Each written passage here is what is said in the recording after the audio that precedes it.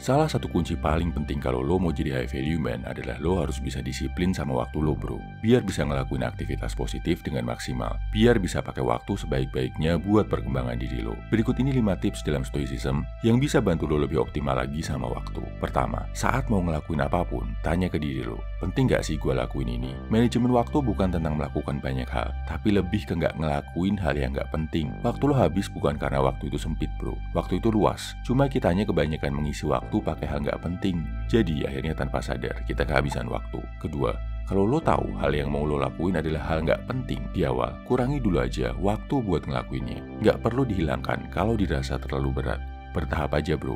Misal, kurangi waktu ngelamun dan overthinking 30 menit aja. Kurangi waktu scroll medsos 30 menit aja. Kurangi kebiasaan JOLI, nonton BOKEP, main game, nonton Netflix 30 menit aja. Gak sadar, lo akan punya 90 menit ekstra dalam sehari yang bisa lo pakai buat hal positif. Ketiga, manfaatkan waktu saat lo nggak ngapa-ngapain. Biasanya saat periode nungguin sesuatu atau transisi ngerjain satu hal ke hal lainnya. Misal ada waktu kosong dari satu mata kuliah ke mata kuliah lain. Atau pas lagi nunggu orderan pelanggan masuk. Atau pas lagi nungguin seseorang. Mungkin juga waktu antara habis lo makan malam sampai sebelum tidur. Gunakan waktu itu buat baca, buat belajar, atau buat merencanakan hidup lo. Buat ngelakuin hal yang positif, bukan cuma sekedar buat ngelakuin aktivitas untuk melewatkan waktu. Keempat, buat para filsuf hebat stoik di masa lalu, kayak Marcus Aurelius, Seneca, atau Epictetus, waktu santai itu artinya sekolah, waktu buat belajar.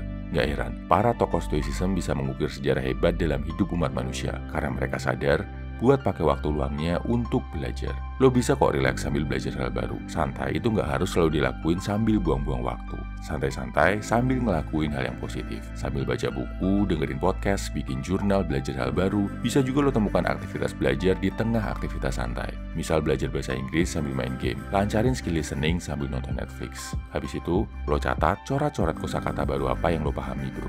Terakhir, memento mori, mengingat kematian. Ini penting banget dan gua ulang-ulang konsepnya.